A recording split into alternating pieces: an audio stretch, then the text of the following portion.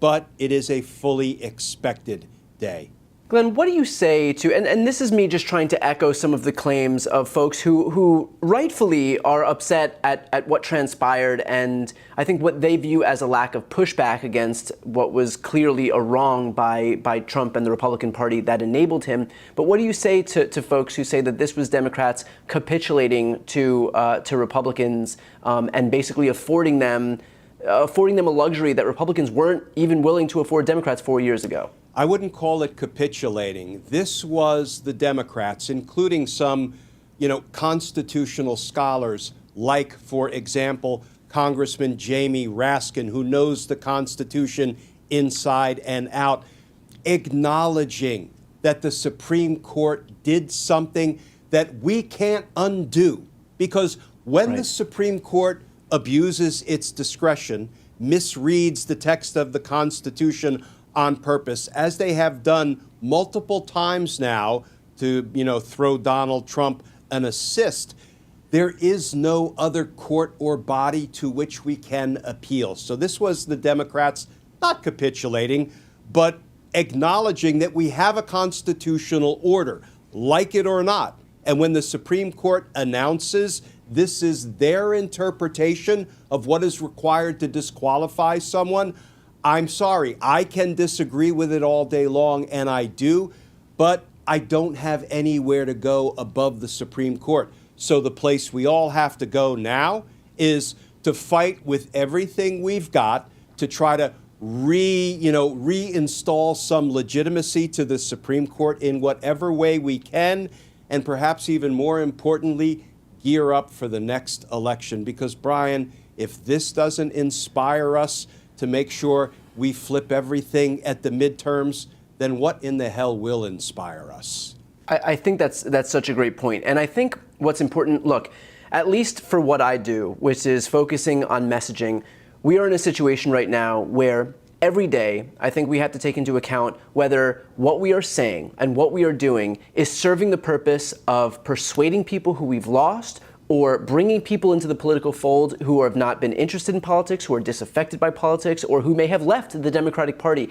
Every day, every time we open our mouths, every time we do anything, has to be with that in mind, because we can't go backwards, we can always only go forwards. And so is engaging in what you and I both concede, sadly, is a doomed effort to try and prevent Trump from taking office, when we know full well that the Supreme Court has had its say and that there's no appetite among Democrats or Republicans in Congress to do that. Is that a better use of our time, or is a better use of our time recognizing the fight ahead of us and picking our battles smartly, knowing where to engage, knowing where to fight, and most importantly, knowing what Americans are going to be responding to? Engaging in some doomed effort to prevent Trump from taking office when we know full well that he's going to be taking office because of what the Supreme Court has done here is not going to be the best message to the American people after having lost this election, that we understand the needs that they have right now, that we understand what they want to see in Washington, D.C. It's just not. And again, I don't say this gleefully, because you and I have both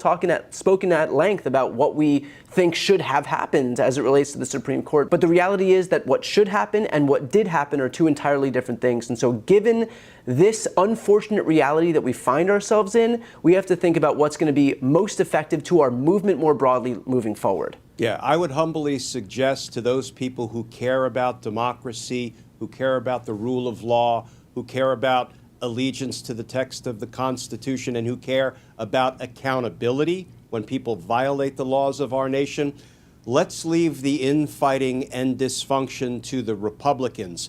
Because remember, during Trump's first 2 years of his first administration, when he held all the levers of power, dysfunction ruled the day and they accomplished little to nothing. Let's not make that same mistake, those of us who really respect the rule of law and our Constitution and the health and viability of our democracy. Let's join together and focus like a damn laser beam on what is most important now. Let's not fight yesterday's battles. Let's fight tomorrow's battle. Tomorrow's battle is retaking the House and the Senate, which is within our grasp. Let's focus on that. Let's galvanize. Let's unify. And let's flippin' do it. I completely agree. That was perfectly put. And I would just add one more thing. And I know that there is a sense of people seeing what happened today with the electoral vote certification and feeling like this whole thing is for naught and that they want to throw their hands up and just disengage completely. And I understand that, but my pushback to that is do not reward the Republicans by giving them exactly what they want. What they want is for you to disengage, for you to feel disillusioned with the whole process, and for you to throw your hands up and just give up and walk away because you feel like politics isn't working fairly. And it's not working fairly. But do not reward those people by giving them exactly what they want by virtue of leaving the political process. Stay in, be part of the fight, and as we look ahead, I would remind everybody that 8 years ago, I believe this was 8 years ago now, in January of 2017, we were in a similar position, a virtually identical position to the one we are right now.